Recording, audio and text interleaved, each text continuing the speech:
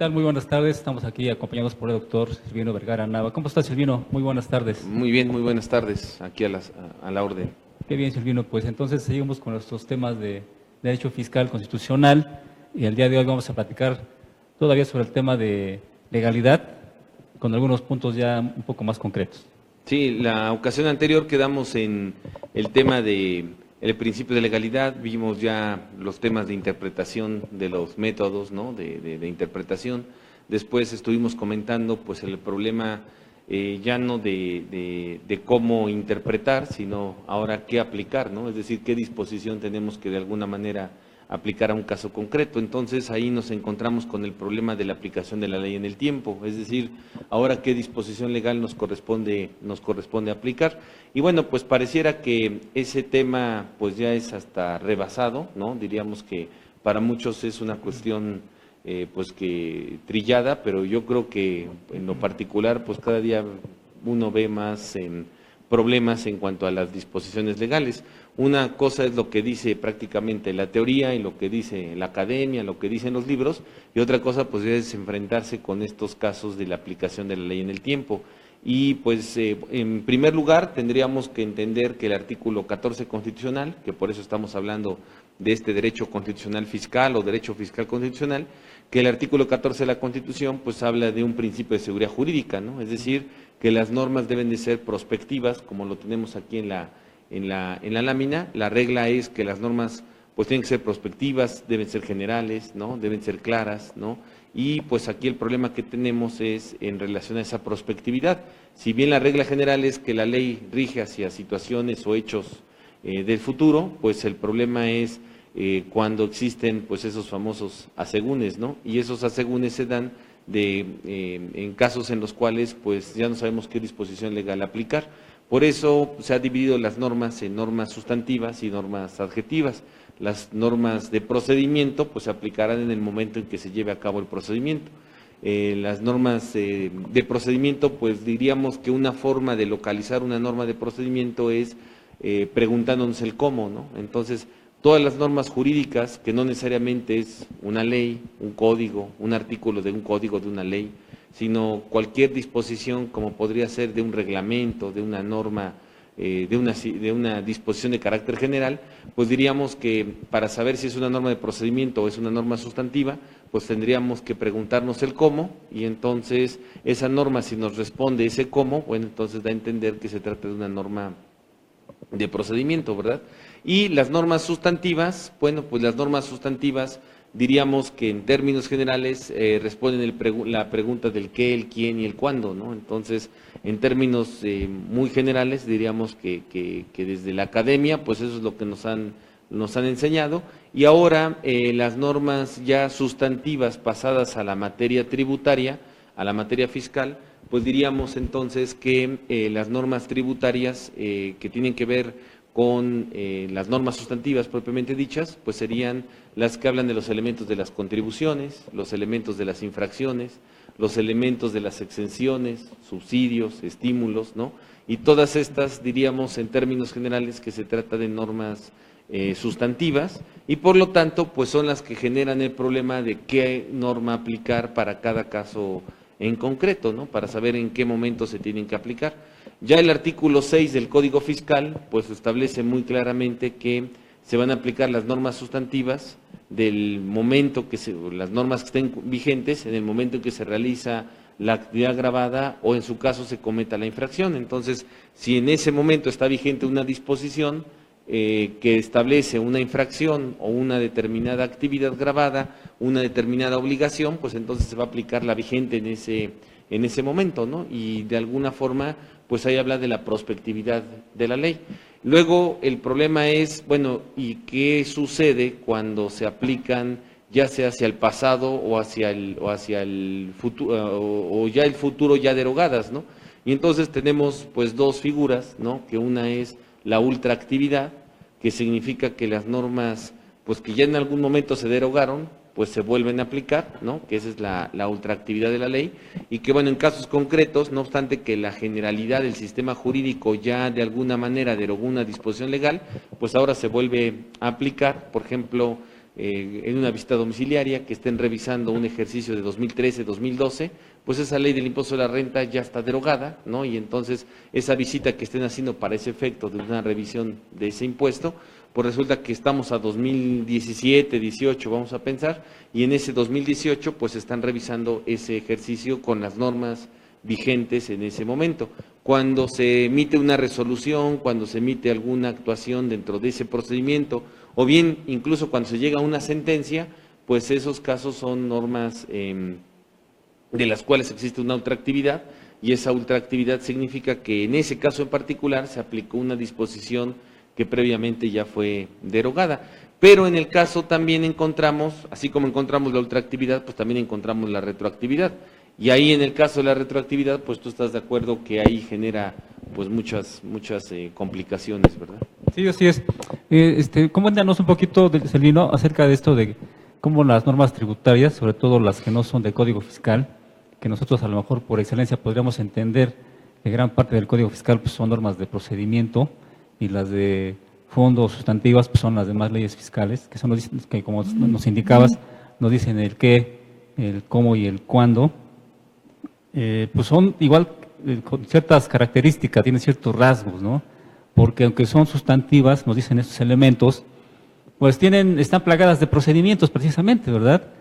Que súmale por aquí, que toma en cuenta estas cuestiones, estos conceptos, y luego le restas por acá, y le restas esta otra cuestión, la multiplicas por la tasa y te va a dar un resultado, y tenemos un montón de disposiciones de ese tipo, que igual a la hora de interpretarlas y aplicarlas, sobre todo, es cuando tenemos muchos problemas, Silvino. Sí, ahí el tema, por eso diríamos que se pueden englobar a los elementos de las contribuciones, ¿no? Entonces, cuando habla de los elementos de las contribuciones, bueno, pues para determinar la base, para determinar la tasa, para determinar la tarifa, ¿no? La base, el objeto, pues entonces hay una serie de procedimientos que, digamos, forman parte de esa norma sustantiva, diríamos así, ¿no? Entonces, el asunto es que esa norma sustantiva pues va a tener que ver en términos generales cuando hablamos del derecho fiscal o del derecho tributario, pues tendría que ver con las que establecen los elementos de las contribuciones. En este caso, por eso decíamos, bueno, la diferencia entre lo que dice la academia, lo que normalmente sucede en materia tributaria, es que en materia tributaria encontramos este tipo de características que pues a veces parecerían sui generis, aunque hay otras regulaciones que también se presentan en ese orden de ideas, y pues esos procedimientos o esos cálculos, esas formas de llevar a cabo una determinación de una deducción, de un acreditamiento, etcétera, pues es una norma sustantiva, desde luego, porque forma parte de ese gran conjunto que regula los elementos propios de la contribución, o los elementos propios de una infracción, o los elementos de una exención, o los elementos de un subsidio, de un estímulo, ¿no? Diríamos que en todos esos rubros encontramos que se tratan de normas sustantivas que pues pudieran estar de alguna manera más o menos ahí medio mezcladas con algún procedimiento, pero que finalmente ese procedimiento pues de suyo viene siendo una norma propiamente sustantiva y se tiene que aplicar la vigente en el momento de la causación de esa infracción o de la causación de ese hecho imponible, de esa contribución que se está en un momento dado gravando, ¿verdad? Así es, por eso el derecho fiscal para muchos pues no es tan sencillo, ¿verdad? Gente que se dedica al derecho civil, al derecho laboral, incluso al penal, que la parte sustantiva está incluso como inalterable, perdura en el tiempo, a veces mucho tiempo, y ya tienen sus procedimentales, pues la llevan yo creo que más tranquila, ¿verdad? Y cuando quieren incursionar al derecho fiscal y empiezan a ver que además de los procesales existen este tipo de disposiciones sustantivas, pero que tienen esos rasgos peculiares en materia fiscal, pues es cuando dicen, pues, ¿de qué se trata esto, verdad? Pues sí, uno de los grandes problemas de la materia tributaria es que estás de acuerdo que pues es una mezcla, la legislación es una mezcla entre no únicamente cuestiones eminentemente jurídicas, sino cuestiones jurídicas mezcladas con cuestiones económicas principalmente. Por eso la tendencia, lo decíamos en alguna plática anterior, aquí en Argos Cursa, pues habíamos comentado que así como existen los 4 métodos de interpretación del derecho, pues para la materia fiscal está el método de interpretación también económico, ¿no? Y ese método de interpretación económico pues también tiene que ver con la naturaleza, diríamos, medio sui generis, ¿no?, de lo que viene siendo el derecho tributario. La regulación en materia tributaria pues viene mezclada con una parte jurídica, una parte medio económica, diríamos, ¿no?, o evidentemente económica, y una tercera parte que tiene que ver con, pues, hiperespecializada, ¿no?, es decir, que tiene que ver con una serie de regulaciones muy técnicas, especializadas en muchas ramas, ¿no?, en muchas ramas del conocimiento, no jurídico, sino del conocimiento humano en general, ¿no?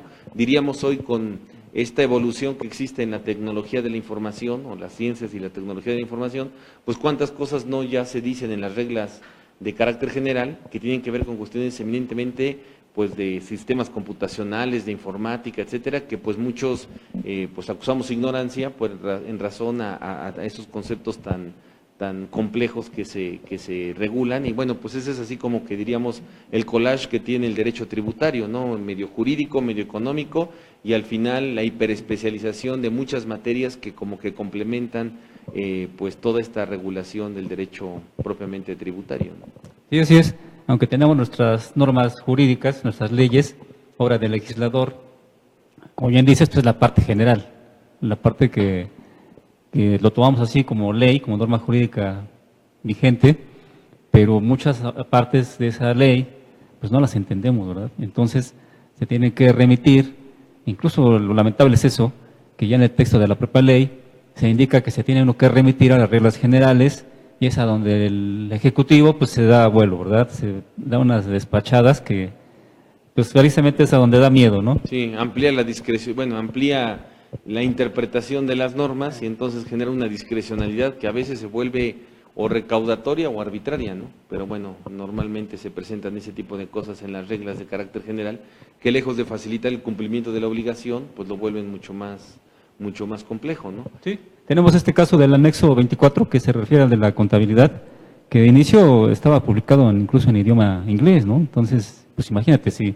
estamos diciendo que a duras penas el español lo logramos entender en las leyes, ahora en inglés, y luego con cuestiones que, como tú comentas, técnicas, informáticas, pues... Sí, mucho menos, ¿no? Así es, mucho menos. Cuando teóricamente el sistema, pues tiene que haber la mayor claridad posible de las normas, ¿no?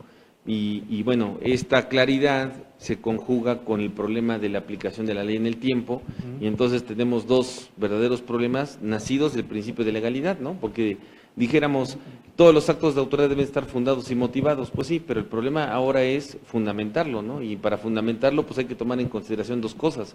Uno, la interpretación o el alcance de esa norma jurídica, y luego el otro problema es la aplicación de la ley en el tiempo, ¿no? Entonces, ¿qué ley vamos a aplicar, no? Bueno, pues la ley vigente, pues sí, pero ya vimos que existen muchos problemas con el tema de la prospectividad, de la ultraactividad y la retroactividad propiamente de la ley, ¿no? Así es. Vamos a ir a la primera pausa y regresamos enseguida. Así es, Silvino, pues entonces tenemos problemas al momento de aplicar nuestras normas jurídicas. Ya comentabas, una cuestión de ellas quedó ya ampliamente abordada en temas anteriores, que tiene que ver con el lenguaje. Ya nos estábamos hablando un poquito de ello. Y la otra es el tiempo. ¿Qué norma jurídica, en este caso fiscal, vamos a aplicar?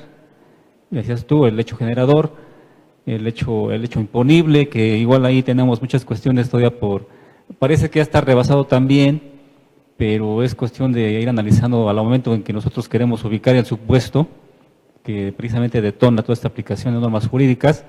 Pero vamos, platícanos, ¿cómo interpretamos las normas jurídicas fiscales por el tiempo? Sí, ahí el asunto sería ya excluyendo la prospectividad y la ultraactividad, que ya intentamos ahí más o menos hacer alguna explicación a grandes rasgos. El otro tema es la retroactividad de la ley, ¿no? Entonces, en primer lugar, a veces nos confundimos en relación a lo que dice el artículo 14 constitucional.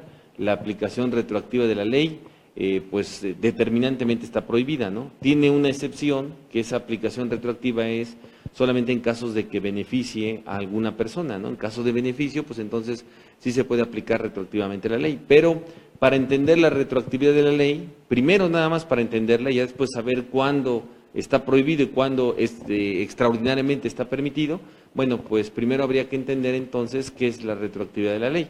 Y para entender la retroactividad de la ley, pues hay muchas teorías, le han cambiado muchas veces el nombre, lo han modificado, etcétera, pero diríamos que nos podríamos centrar a dos teorías fundamentales, ¿no? Que son desde luego antagónicas y que diríamos pues no se puede establecer así como que una parte ecléctica o digamos, bueno, pues aquí está así como que para ciertos casos esto y para ciertos casos el otro, ¿no? Entonces, diríamos que hay dos propuestas totalmente antagónicas, que uno es la teoría de los derechos adquiridos y la otra teoría es la teoría de los actos consumados o hechos consumados, que finalmente ambas teorías pues diríamos que son antagónicas, tratan de resolver el problema de la retroactividad de la ley, pero pues o aplicamos una o aplicamos otra. La Corte ha determinado, la Suprema Corte mexicana, la Suprema Corte de Justicia de la Nación, pues en un principio, ¿no? Diríamos hasta la década de los 90, ¿no? En un principio diríamos que en la impugnación de los juicios, lo que ha generado la interposición de juicios de nulidad y toda esta serie de resultados que dan como consecuencia la aplicación de la ley en el tiempo, pues han determinado ya la Corte cuándo se aplica la teoría de los derechos adquiridos y cuándo se aplica la teoría de los hechos consumados, pero ya para efectos de la materia tributaria, lo cual es un avance fundamental y es un reconocimiento pues a un derecho de seguridad jurídica que tienen los particulares, el saber cuándo se aplica una y cuándo se aplica otra. Entonces, primero habría que entender entonces qué es la retroactividad de la ley y bajo ese criterio tendríamos esas dos teorías, la teoría de los actos consumados o hechos consumados y la teoría de los derechos adquiridos. De entrada, diríamos que de esas dos teorías se les ha cambiado el nombre, de acuerdo a los autores lo hablan de otra forma, se han mencionado de otro tipo de teorías, pero digamos que en la generalidad, pues la Corte ha determinado que esas son las teorías que prevalecen en materia tributaria y que son las que nos tendrían que interesar. Ya definió, ¿no? Ya definió más o menos en términos generales, ¿no? Porque no puede decirlo para cada caso en particular, pero ya en términos generales ya definió la Corte cuándo se aplica una teoría y cuándo se aplica otra de las teorías. Diríamos que la teoría de los derechos adquiridos se aplica en el caso de los estímulos fiscales, en el caso de aquellos estímulos fiscales, beneficios fiscales que se establecen por parte del legislador, pues ha establecido que se trata de una teoría de los derechos adquiridos. Entonces, el que en un ejemplo muy claro o así medio general, pues diríamos que los estímulos fiscales que normalmente se publican en la ley de ingresos y se regulan ahí en la ley de ingresos, pues digamos que hay un estímulo fiscal para que en 5 años se tenga un apoyo, un subsidio, un apoyo económico por un rubro de la ciencia y la tecnología. Entonces, tú vas en 2017 a tramitar ese estímulo fiscal en el año en el cual tú lo estás solicitando, la ley vigente establece que son 100 requisitos, te adhieres a esto, cumples con todos los requisitos, te dan el primer pago, son 5 años, vamos a suponer, y en 2018 modifican la ley y ahora ya no son 100 requisitos, ahora son, por un decir, los 150. En el momento en que vas a exigir el pago correspondiente al año de 2018, en virtud de que tú te has beneficiado desde 2017 con ese apoyo económico, pues resulta que la autoridad dice, pues le faltan a usted 50 requisitos. Entonces, el decir, me faltan 50 requisitos para pagarle el abono, el pago que le corresponde a 2018, no obstante que está la ley vigente en 2018, pues está contraviniendo, ¿no?, un derecho adquirido, porque yo me inscribí, yo me adherí, yo establecí y cumplí con todos mis requisitos, pues desde el año 2017, como es el ejemplo, y pues resulta que en 2017 había 100 requisitos, pues yo tengo que mantener esa situación durante todo el tiempo en el cual me mantenga yo en relación a ese beneficio, ¿no?, recibiendo ese apoyo correspondiente. Entonces, la Corte, viendo ese tipo de casos, pues precisamente dijo que en el caso de los estímulos fiscales, como regla general, aplica en materia, desde luego, fiscal, la teoría de los derechos adquiridos. Entonces, es una cuestión que la Corte reconoció que pues iba a contravenir una seguridad jurídica, una certidumbre hacia los particulares, que pues tú te adhieres en el año 2017 con 100 requisitos y en 2018 te faltan 50 y en 2019 te van a sobrar 30 y entonces, pues qué certidumbre hay, ¿no? Precisamente la prohibición de la aplicación retroactiva de la ley lo que provoca es darles, o el objetivo de esa de esa medida del artículo 14 constitucional es darle certeza, certidumbre, seguridad jurídica a los particulares de que pues estamos en un campo de fútbol y no me van a cambiar las reglas a la mitad del campo de fútbol y ahora los que chutan para allá y ahora ya se acabó los tiempos y no, o sea, es decir, la retroactividad de la ley atiende a poner las reglas de juego desde un principio, ¿no? Entonces, el prohibirla es eso, ¿no? El prohibir que de repente cambien las leyes, que se modifiquen y que estén afectando ya sea hechos o derechos. En este caso de lo que estamos hablando son de derechos porque hubo una posibilidad de acudir a un estímulo fiscal del cual se me está brindando esa oportunidad y bueno, pues tengo ese derecho y la Corte, repito, pues está permitiendo que en el caso en general de los estímulos fiscales se considere que aplica la teoría de los derechos adquiridos. Sí, Germino, tenemos un problema en nuestro México, o no sé en otros países, pero aquí las normas jurídicas fiscales, como bien sabemos, pues siempre cambian cada año, ¿verdad? Entonces, por lo que comentas, esta cuestión que estamos tratando de legalidad, la seguridad jurídica, pues como que no está tan ya clara con esta cuestión de que cambian mucho las normas tributarias y además de eso, ¿verdad? No perduran tanto en el tiempo como en otras materias y eso no nos deja planear lo que estás comentando, ¿no? Planeé mi equipo para el otro año, mi corrida financiera y cambió la disposición y como tú comentas ahora son otros 50 o 100 requisitos más, pues la misma persona no me lo va a poder hacer porque son más, tener que contratar a otra persona y no lo tenía previsto, etcétera. Es un problema, parece que sin fin. Y eso tiene que ver con la estabilidad de las normas jurídicas, ¿no? Sí. Teóricamente deben ser lo más permanente posible. Y aquí encontramos estas dos teorías muy recurrentes en materia fiscal, precisamente por la falta de estabilidad, diríamos la inestabilidad de las normas tributarias.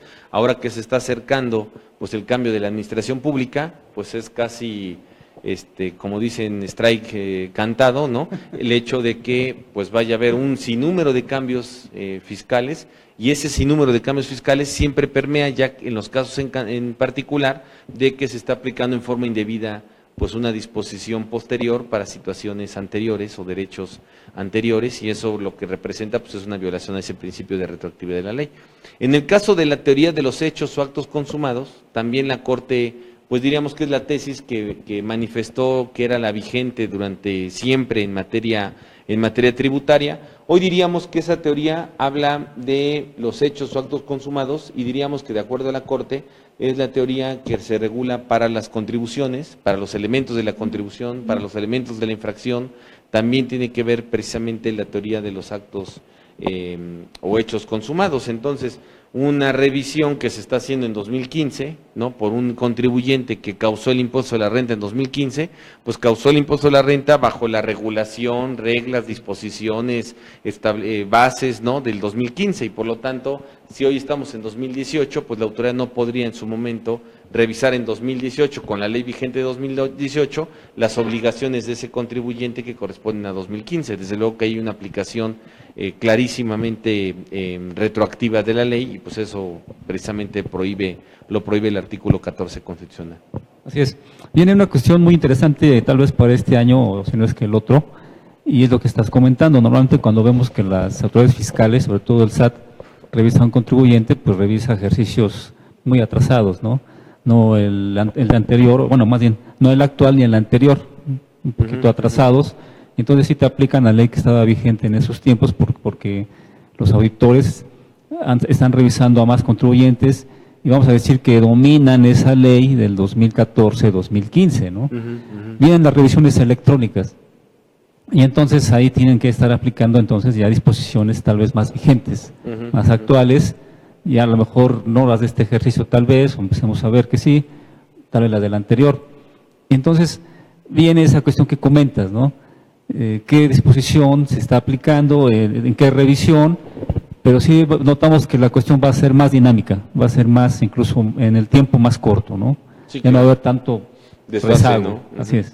Ya no va a haber tanto desfase, pero finalmente en ese punto, en ese rubro que estamos comentando, pues aplicaría la teoría de los hechos o actos consumados en atención a los impuestos, a las infracciones, ¿no? A las contribuciones en general que se hayan causado, pues lo mismo dice el artículo 6 del Código Fiscal, pues va a establecerse la aplicación de la norma vigente en el momento en que se realiza esa actividad o esa infracción en ese orden de ideas. Por lo tanto, pues la Corte siempre ha establecido que la teoría de los actos o hechos consumados es la teoría aplicable para la materia tributaria.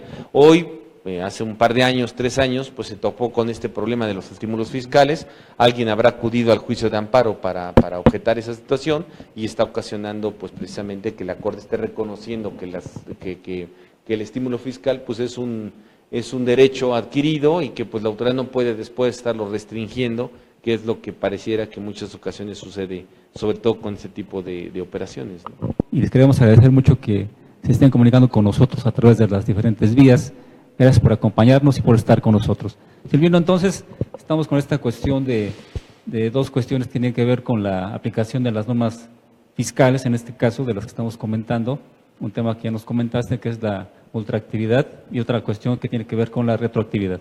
Así es. Y en la retroactividad, pues ya comentamos, ¿no?, que está prohibido, pero para definir que esté prohibido, primero tenemos que entender que hay 2 teorías, una aplica para una cosa, otra aplica para otra, y luego, independientemente de esas 2 teorías, pues también el artículo 14 constitucional dice, está prohibida la aplicación retroactiva de la ley, pero en perjuicio de alguna persona. Entonces, diríamos que, como lo dicen en la Academia Jurídica, a contrario sensu, ¿qué vendría siendo? Bueno, pues que a contrario sensu sí se puede aplicar las disposiciones en forma retroactiva, pero siempre y cuando beneficie a alguien. Entonces, en materia fiscal diríamos que solamente está permitido en el caso de la aplicación retroactiva de la ley.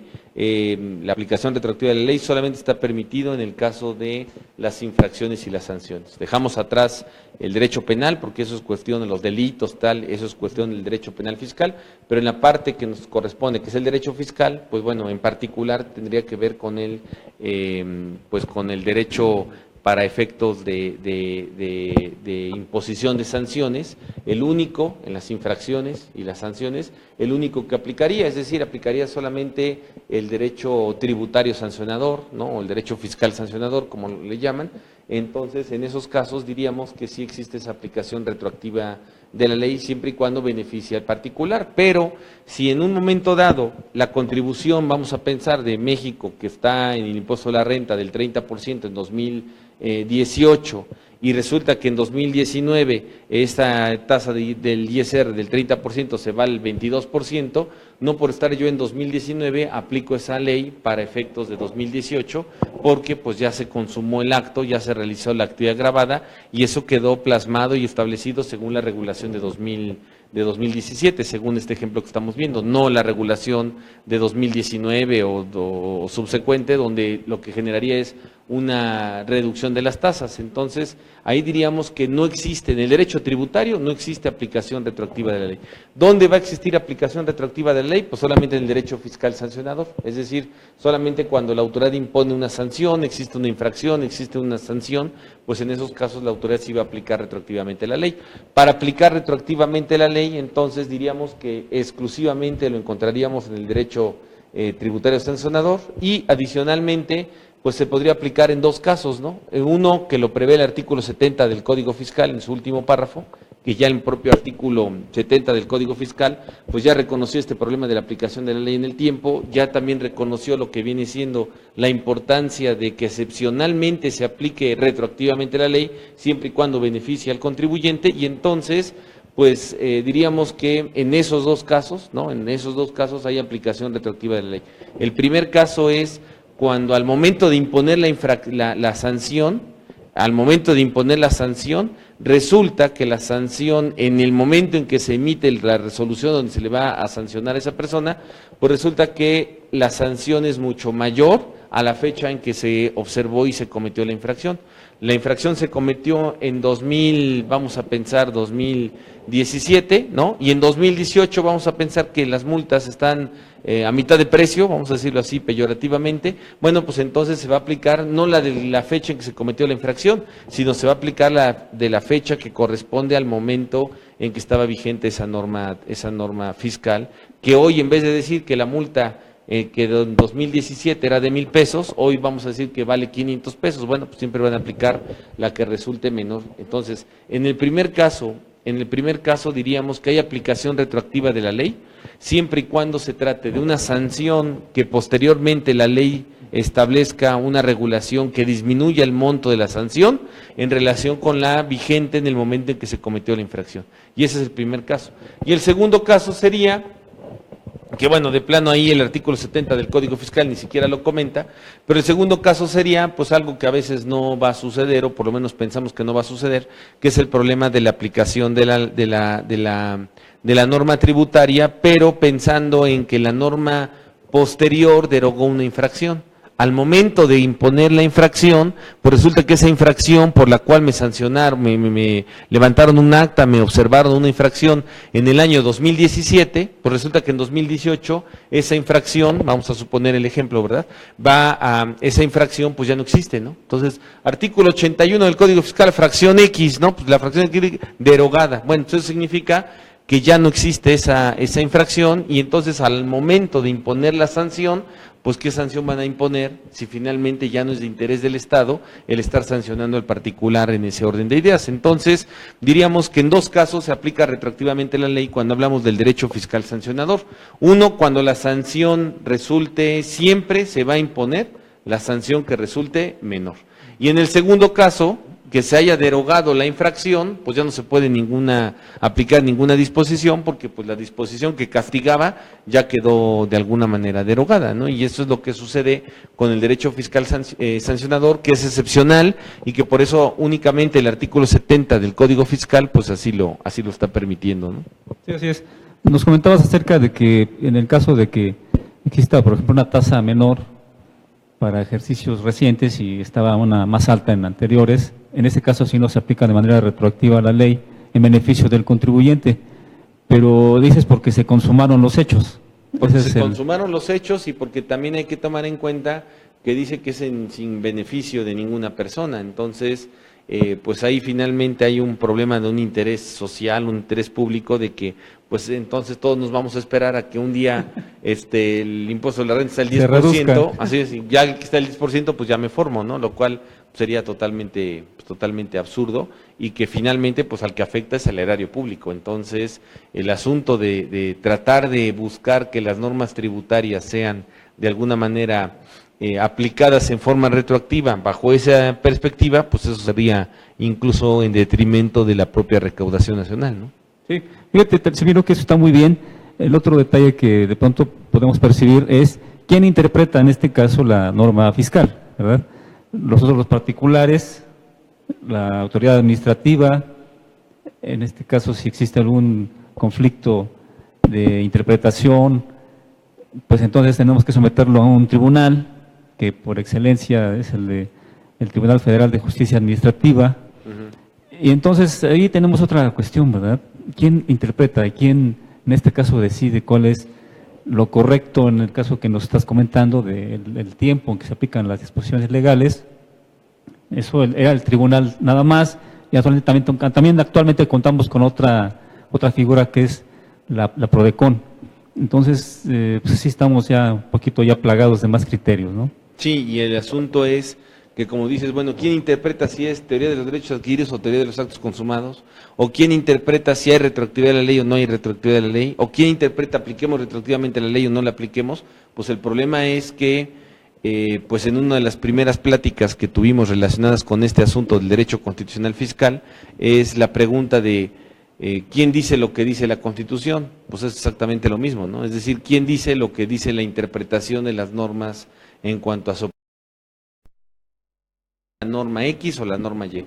Y entonces para eso, pues también hay, digamos, a veces, ¿no? No obstante que los parámetros que tenemos aquí en la lámina, pues están muy delimitados, teoría de los derechos adquiridos, teoría de los actos consumados, pues el problema es que quién va a decidir la determinación de aplicar o no, pues va a ser una facultad de la autoridad, que teóricamente es una facultad pues reglada, el resolver conforme a derecho en base al principio de legalidad, pero bueno, esto nos abre la puerta a que se den como que ciertos casos en los cuales pues esa facultad reglada se vuelve prácticamente una facultad discrecional, ¿no?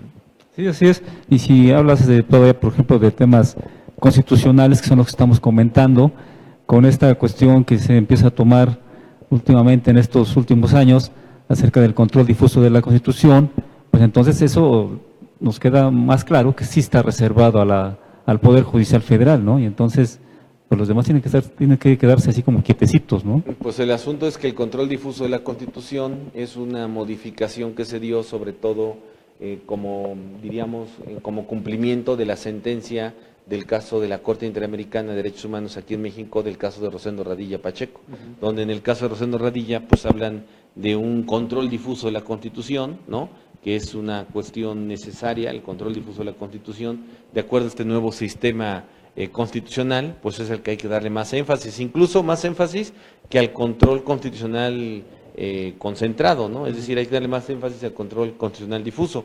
Pero eso lo que hace es abrir la puerta de la interpretación de la Constitución. Entonces, pues con todo respeto, pues ya después todos los tribunales, todos los jueces, y luego los jueces menores y todas esas instancias, pues estarían interpretando lo que dice la Constitución, cuando teóricamente, anteriormente, pues no había quien pudiera interpretarla más que esporádicamente la Suprema Corte o los tribunales en un procedimiento totalmente especializado, que sería el tema del juicio de amparo, ¿no? Así es. Sí, no, pues estamos ya al final de esta emisión. ¿Nos quisieras dirigir unas palabras a nuestro auditorio finales? Pues muchas gracias, nada más la oportunidad, ¿no? Vamos a tratar de platicar, si tú lo permites, la ocasión que viene, vamos a tratar de hablar del derecho de la garantía de audiencia, la audiencia previa o el debido proceso, pasarlo un poquito a la materia tributaria. Muy bien. Pues gracias, amigos, por habernos acompañado. Que tengan un excelente día, cuídense mucho. Hasta la próxima.